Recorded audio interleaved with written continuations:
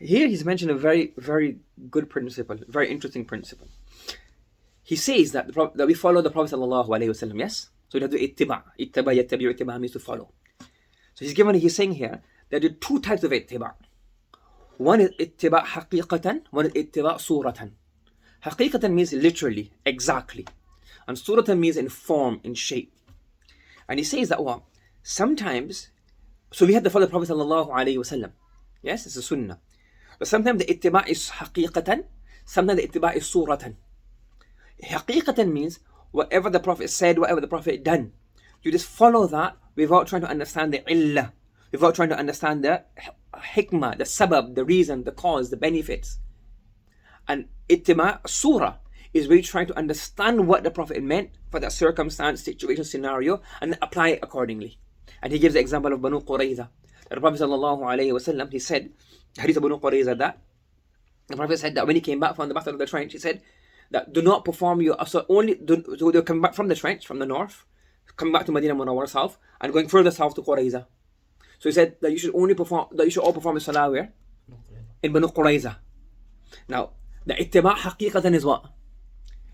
Yeah, whatever happens, whether the salah becomes delayed, doesn't become delayed, the Prophet sallallahu alaihi wasallam, he said what? Perform your salah in Banu Qurayza. So you have to come from the north, come south, and even when you heard his message, you perform your salah in Banu Qurayza, even if the salah becomes qada. That's ittiba su haqiqatan. That exactly the Prophet said, what do? You carry out. And ittiba suratan is the other companions. They understood, they tried to understand the reasoning behind the Prophet sallallahu alaihi wasallam statement. And according to this, then they said, well, the Prophet's statement, we understand it and analyze it. It's not that he wants to perform salah in Banu Qurayza, it's what he wants us to be. Get there as quickly as possible. So you can get a scenario where you may not be doing it exactly what the Prophet sallallahu alaihi wasallam has done, but it's actually ittiba'u sunnah.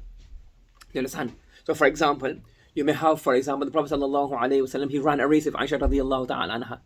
Now, obviously this is it's mubah, and a person follows this, he will get, out of love, it's good. But if a person doesn't run a race with his wife, but there's other things, what we say for tatibul khatir, to help, what we say here, to please them, make them happy, for fun, enjoyment, to create bond. So the ittiba haqiqi is what? To do the exact same thing. And ittiba suratan is what? Understanding the reason behind of this, and thereafter applying that reason to something else. So for, I don't know, throwing a water balloon on her, for example, playing a board game, playing a prank, doing something which makes each other happy. Do you understand? Which makes each other, give them farha, joy, laughter, etc. Do you understand? The Prophet sallallahu alaihi wasallam may have said a joke to Aisha radiyallahu ta'ala, done something to Aisha radiyallahu ta'ala. You may see that in the thing. So for example, there's one story, I think Hayatu Sahaba somewhere. The Prophet sallallahu alaihi wasallam, him and Aisha radiyallahu ta'ala, both, somebody had knocked on the door, they were both, one was holding the meat and one was cutting the meat. So you can say, if I want to follow the sunnah, haqiqatan is what? That when next time you do the exact same thing. And suratan is what? Well, I don't have to do the exact same thing. I have to cut the meat with them. The meat's already cut from the shop. But I can do what? Pack the dishwasher, hoover. So this is ittiba suratan.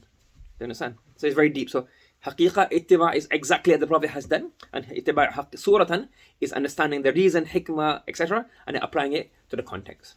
Yes?